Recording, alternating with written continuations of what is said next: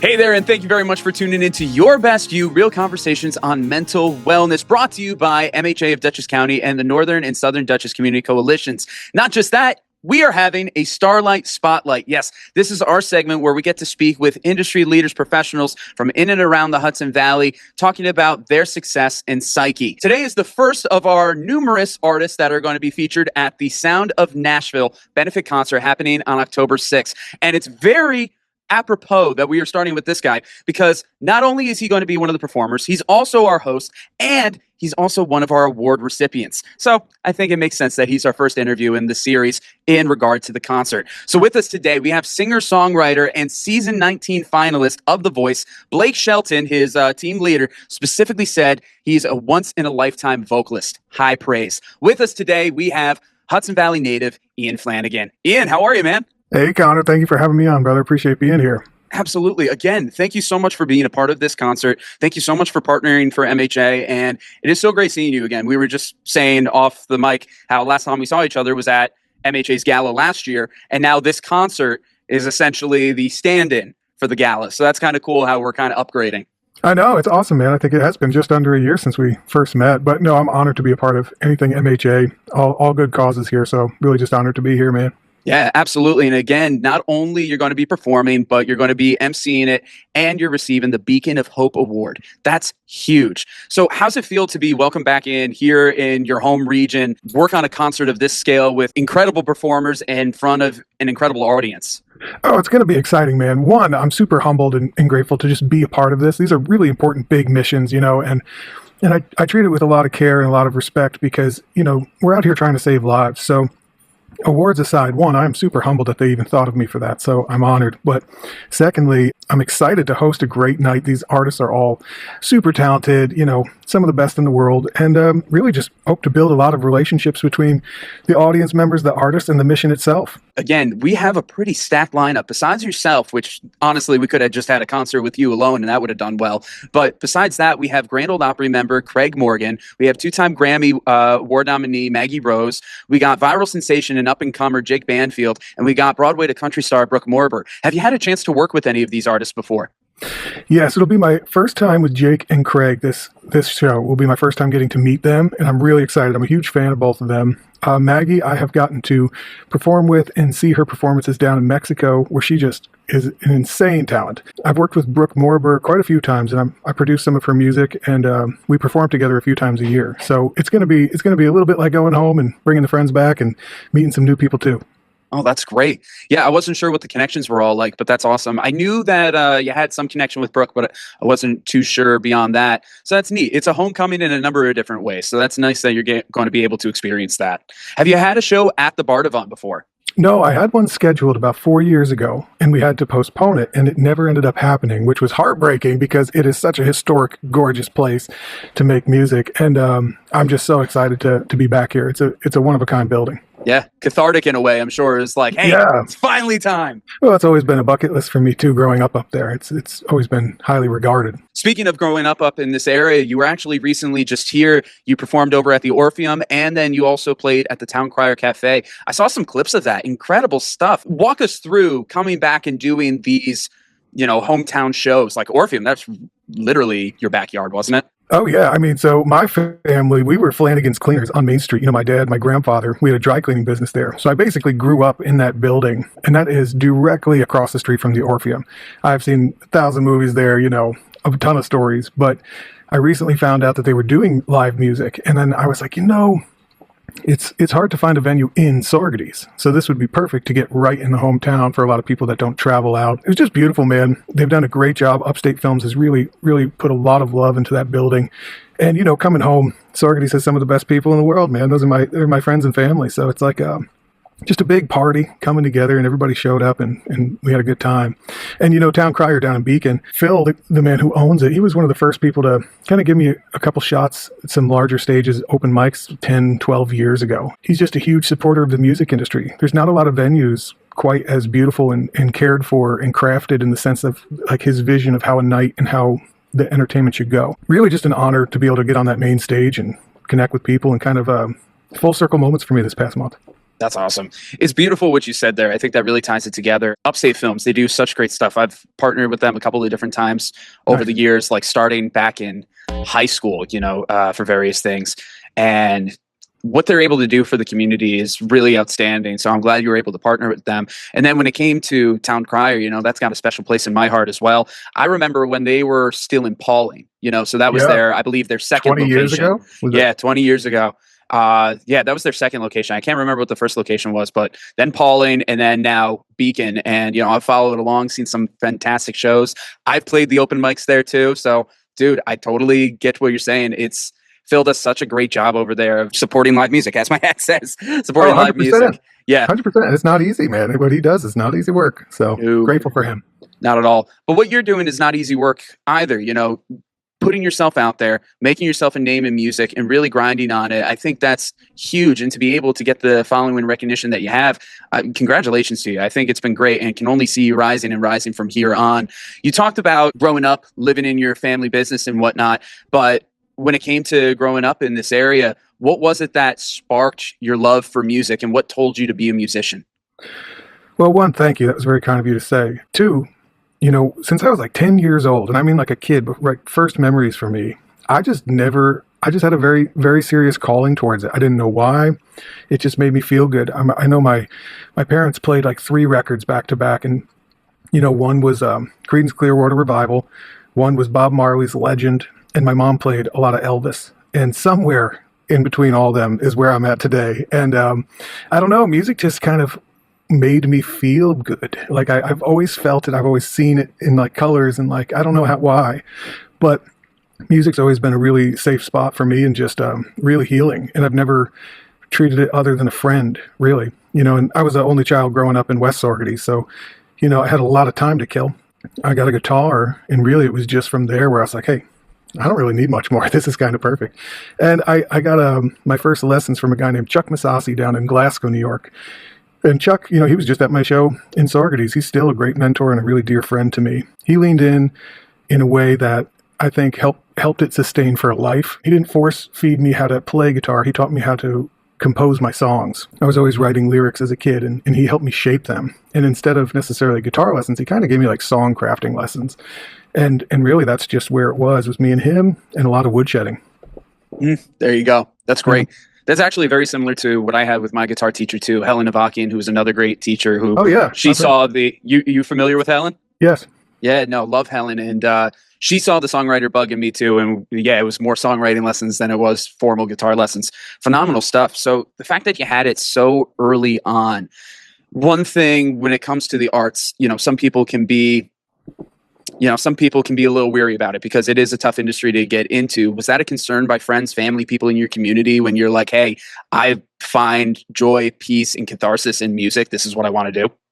Honestly, I would say it was the opposite for me, where Really? I have seen across my life in the country and different people I've met where the financial instability or the kind of reckless nature of pursuing art as a full-time career becomes more of a burden for society's mindset. And that kind of weighs on you where it's like, I'm going to be 37 and I'm still gigging, writing songs. And that would scare a lot of people, but I actually had a lot of family, friends, and community that kind of put art just on the same pedestal as anything else, where it was like not just reckless passion, but if you treat anything with that intention and care like a business, then it is, and I think that's for everybody out there where, especially nowadays where, you can come up with any idea and monetize it. But for me, I think it was more of an all-consuming part of my life that everybody wouldn't imagine it any other way. So, I was like 8 hours a day playing since I was a kid.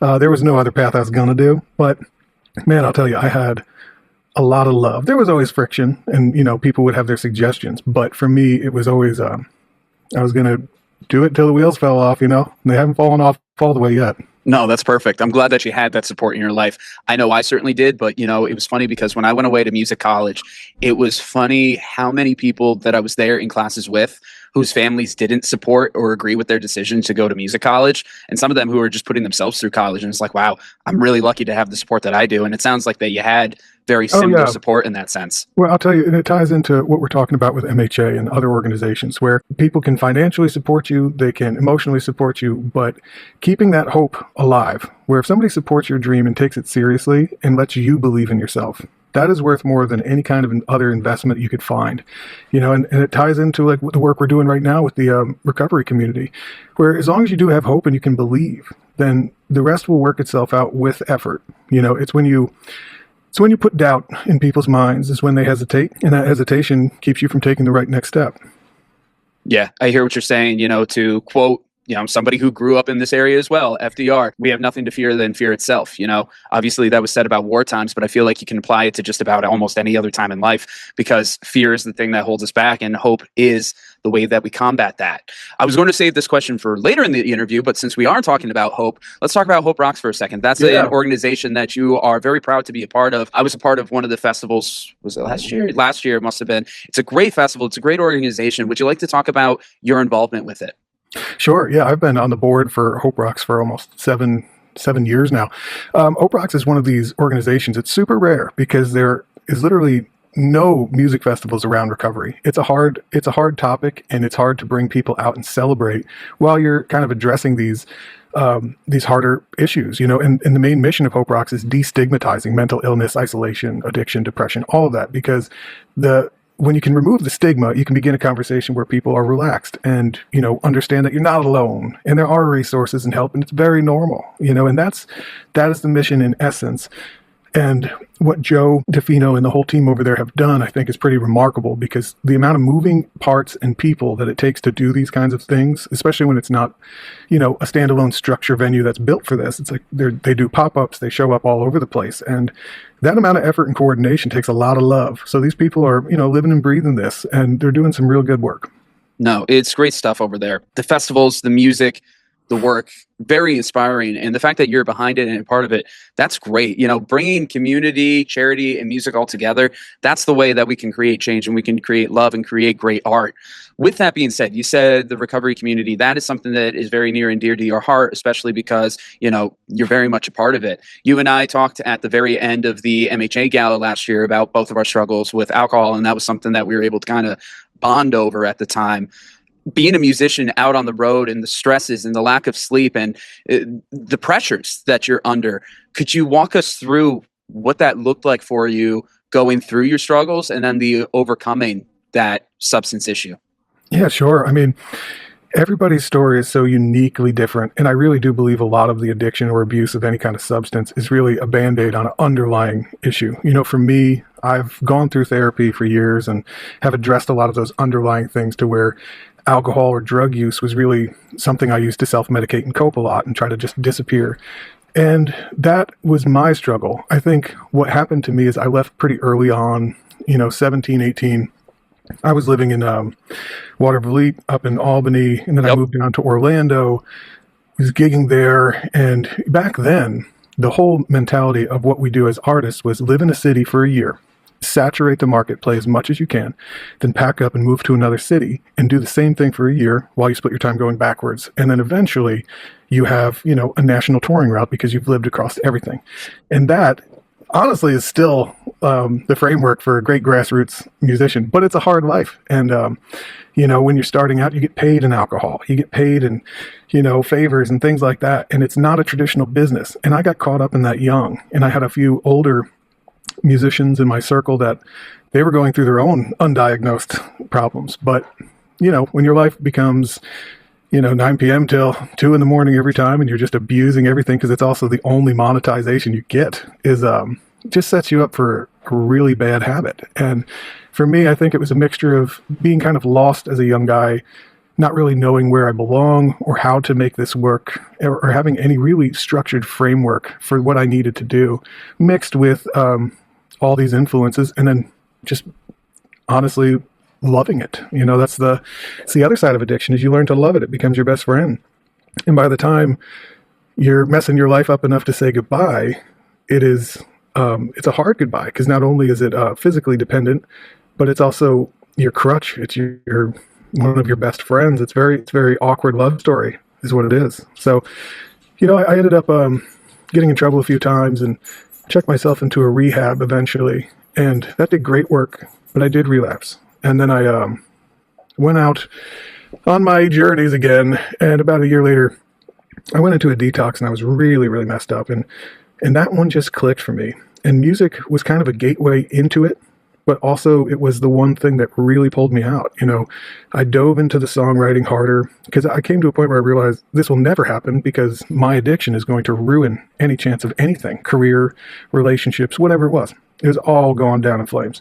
I just dove back into why I loved it. When I was a kid, like we were talking about, like that friend replaced this new one that was killing me. And I just dove into the artistry. I dove into the craft, and music gave me enough again.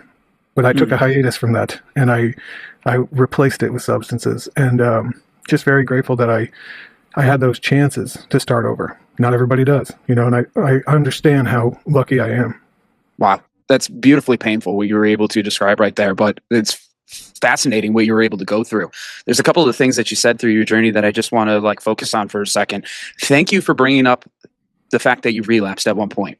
That's huge when it comes to people's recovery, because so many people are scared of the relapse, or so many people don't want to talk about a relapse because they feel like it makes them look weak, or it makes them look like they're not trying. We deal with people all the time here at MHA who are saying that or fearful of that. But the fact that, you brought it up and you say that's part of your journey and, it helped you.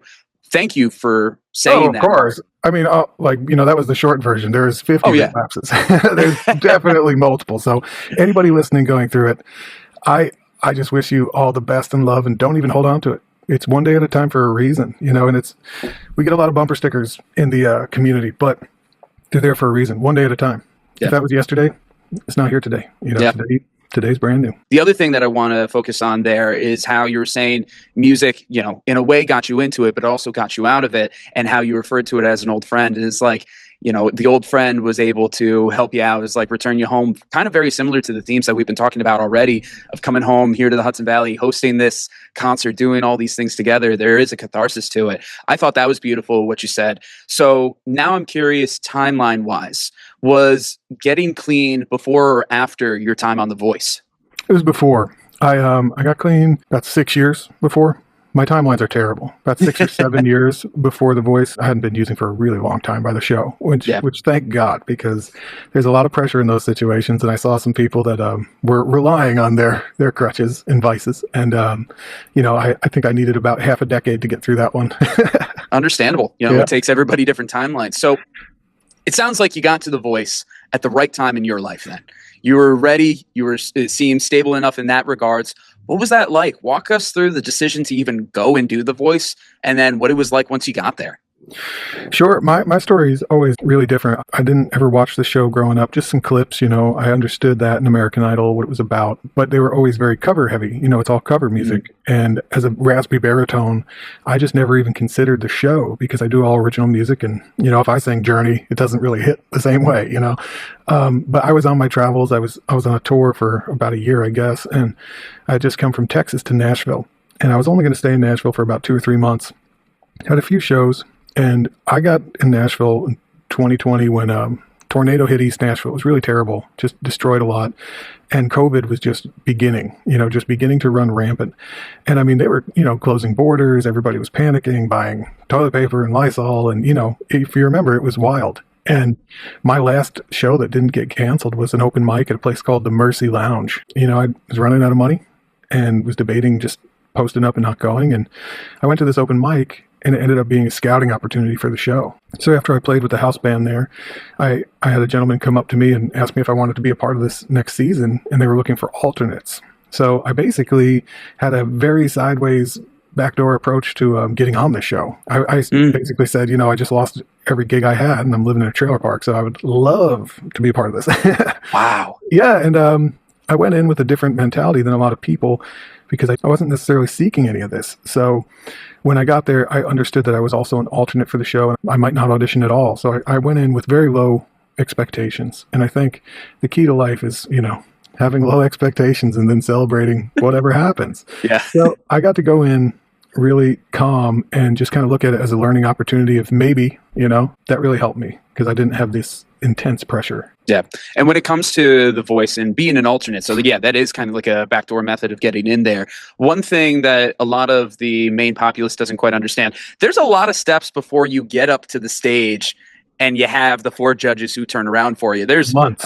There's a lot of things that have to happen before you get there. Yeah, there's months of it, between meetings, song selections, multiple auditions, background checks, all that good stuff. They take it very seriously and they're super organized. So it is a no joke situation, but they're also extremely kind and like uplifting. And, I'm sure there's a lot of horror stories from these kinds of television shows, but for me, I thought everybody was super sweet and it went really, really easy as far as the coordination of it. It's hard to move people across the country to go live in Hollywood. It is tough. That is a very, very tough thing. It's a lot lot of people. They bring out hundreds of people. So, it's a lot of process. So when you do finally get to the moment of being up there on the stage and having this opportunity, you have all the chairs turned away from you. How daunting that must feel. But then when it came to getting selected, were you hoping right away? It was like, dang, I really hope I get Team Shelton. Like, what was your mindset? I'm going to tell you something. One of the things in my life, I've always been like my least fan. If you have a greatest fan, I'm always like not into what I'm doing in a sense. I'm always trying to get better. And I'm always like, I kind of downplay a lot of things. So I can be my biggest critic most days. But my main focus was don't fall. It's very dark. There's no light when you get out. And I was like, I'm going to be the guy that goes up and falls on my face and then botches the whole song. So I was like literally a second by second kind of contestant up there. I was like, if I get to the mic and don't fall, then I will start on time and then I will see what happens. So my mind works like that with shows where I don't actually think big picture. I'm very present. And that's where I'll forget lyrics and miss notes sometimes because I'm just riding the line in real time. So my brain kind of fogged out the whole experience. It's very, very cool. It's a really beautiful studio. It's very big. And the chairs, I was like, well, those are real. It's fun, man. It's cool. But I do that because it also takes away a lot of pressure. I don't get worked up too much because if I live right here in front of me and I don't get in my head and think about what could happen, I don't feel like I get nervous. So I have a very, very particular way I go about life like that. And then going on to work with Blake Shelton, and you guys put out that song together, Grow Up. Yeah. Fantastic Blake is song. awesome, man. I was, I was like, well, John Legend would probably be a really great coach to have because he has such a different background and he's piano based that he could probably help me arrange things I would never think of. Blake would be my first choice because I feel like we're pretty similar in like vocal range and his coaching would probably help me the best for my actual work I'm doing. Yep. And getting to meet Blake, it's a crazy experience. And we were also during COVID time, so you had to keep some distance. But as the show goes on, later and later you stick around, the fewer people are there, and you get more one-on-one time with each of the coaches. And, towards the finale, we were all spending an hour, 2 hours in studios and rehearsing and recording stuff, and it was really fun. And after the show, I signed with Reviver Records, and really it was David from Reviver that kind of reconnected Blake and I sent Blake a couple song options, and I was like, hey, I'm going to release this. Thank you for everything. I love you, man. And, if you want to jump on one, anytime. And he actually hit me back and was like, oh, I love this song, Grow Up, let me come in on it. And I kid you not, he met me in Nashville at Starstruck Studios. Where, so good. Yeah, he came through, spent a few hours and laid his vocals down real quick and we just hung out and it was awesome, man. Kind of hard to, thinking back, I'm like, that is a crazy experience. What a humble guy. Like he didn't have to do that. He didn't have to do nothing. And, he gave me plenty of his time. He collaborated on a song that'll live forever. And, he's had me out on the road, open for him a few times. And I just got nothing but love and gratitude for that guy. He really changed my life. It really sounds like this. So go to the open mic, everybody. Yeah. Go to the open mic. You never know what's going to come out of it. You're right. So with the kind of partnership, mentorship, friendship that you have going on with Blake, and the fact that you said, he'd probably be the coach that you probably relate to the most, learn the most from in that regard. What would you say is one of the top lessons that you learned from him? Oh, 100% authenticity. Vocal coaches are all over the show. There's plenty of technical support for that kind of structure and technique. But Blake has this thing where he is constantly himself. He's not out there trying to be what he thinks somebody's going to want to see or hear. And that was a really reassuring lesson that I kind of got from him. Like, I'd be on the mic trying to hit different kinds of notes, and I was in my head thinking, like, what does the show want? And he's like, man, nobody's here to listen to you sing super high notes. Like, you be you, and that's where you're going to shine. It is something that I take into the studio every day, where it's not about trying to do what you think other people want from you. It is literally being yourself. How does this sound for you? Like, how does Connor sing this? Like, what does Connor sing this like when nobody's watching? And that is the answer. And that is something I live by, and something I try to help with other artists that I'm producing too, where it's like, let's get out of our heads and let's just be as authentic as we can. That's the way to go about it. Absolutely. Because it's through that authenticity that people will truly be able to relate and gravitate towards you. You know, I've said this a couple of times on the show. You know, you look at movies that are the big blockbusters, and funny enough, how blockbuster movies aren't selling the way that they used to. And people are wondering why. Well, it's because they're trying to relate to everybody so much. And when you try to relate to everybody, you're not pleasing anyone. But then when you have the films that are super specific and niche, that you're like, nobody's going to relate to this. When you take that chance and when you are that authentic, that's when people are like, I see something in this, or I see something of myself in this, and that's when they gravitate towards it. So, Ian, so that being said, the years after The Voice, how do you feel like those lessons in that time on the show affected your career afterwards? It's like, I would imagine, I'm hoping, pretty positively. Oh yeah, they definitely have. I've been really fortunate, very blessed from that show. And, you know, when you're living in life, hindsight's 20/20, right? And sometimes this world and entertainment business gets really fast paced, and the only thing you can do is one day at a time, look right ahead and just get it done. And as the years go by and the tours end and new tours begin and the albums come and then you do another one, it's very important to like stop, pause, and, you know, find gratitude, but also reassess what you've done, trials and errors, and like the roller coaster of it all. And, you know, looking back, the experience of The Voice really broke down a lot of personal walls I had. Before any of this, I used to drink a lot because I had a hard time being in public. You know, I had a hard time being social or the guy on the mic. Like, it was very uncomfortable, let alone ever like post a picture of myself for no reason. It's very, very uncomfortable. The Voice will take you and completely break you down with that. I mean, They do 3 hours a day of interviews and photo shoots, and you're like, oh my goodness, I'm going to just die inside. But that experience set me up to be able to try and be a part of this new world of online music and online self-branding and doing the work that needs to be done so that your art can be heard. I think a lot of people who aren't in the arts wouldn't necessarily understand that maybe, but if you're an artist or you're a musician, the hardest part is selling yourself. We all love to disappear and make records, but the hard part is actually the record is 10% of the work. The other 90% is going out and posting about it or branding it and pushing yourself and touring and all of that stuff, which can be really uncomfortable if you're not comfortable in your own skin. So The Voice really helped me become comfortable in my own skin and accept that and embrace authenticity. And if I didn't do that show, I probably wouldn't post ever, because I'd just be out in the woods making music, you know. So yeah.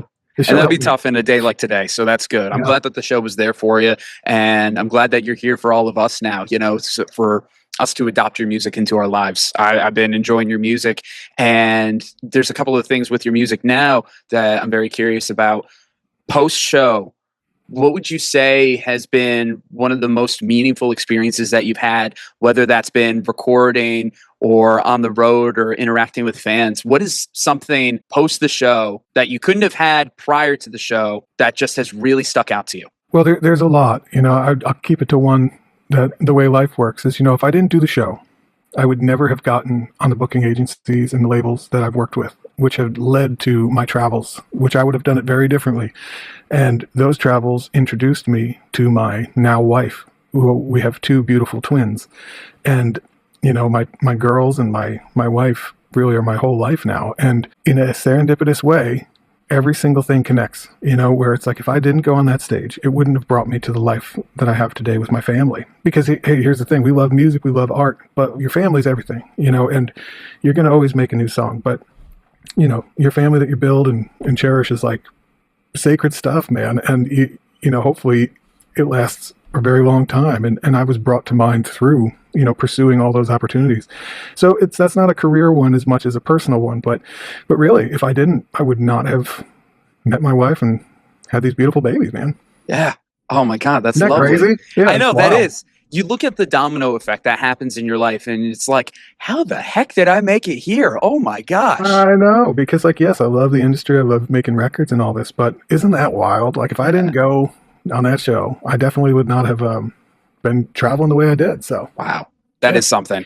And I think that's a great segue into your upcoming release. If I have this correct, you're releasing Long Way Home. And if I looked into it right, that was something that you wrote for your wife, right? I did, yeah.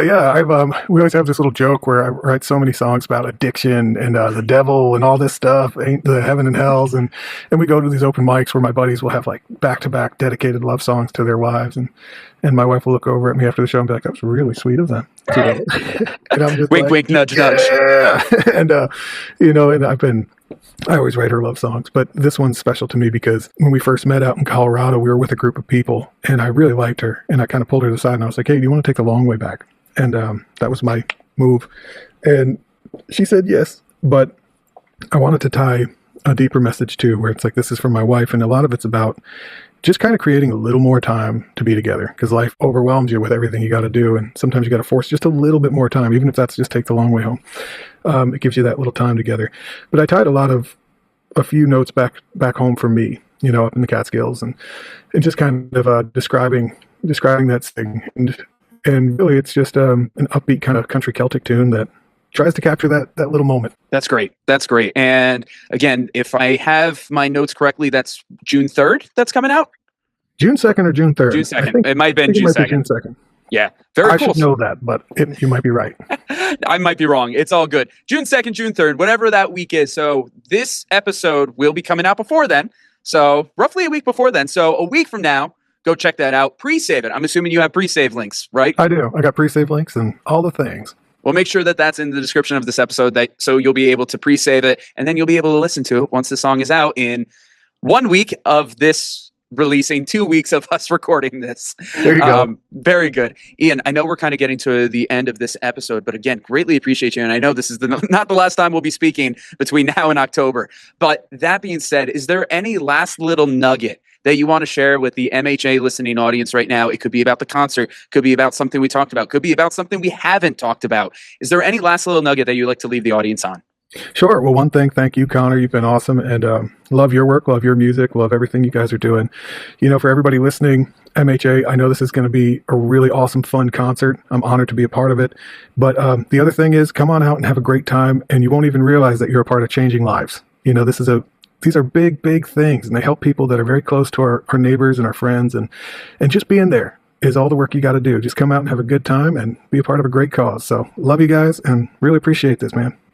Appreciate you, Ian. Seriously. Very grateful for everything that you're doing, a part of this, and the energy that you're bringing to it. Again, make sure that you come out to the Sound of Nashville in the Hudson Valley's Queen City, happening at the Bardavon on October 6th. That's a Tuesday, by the way.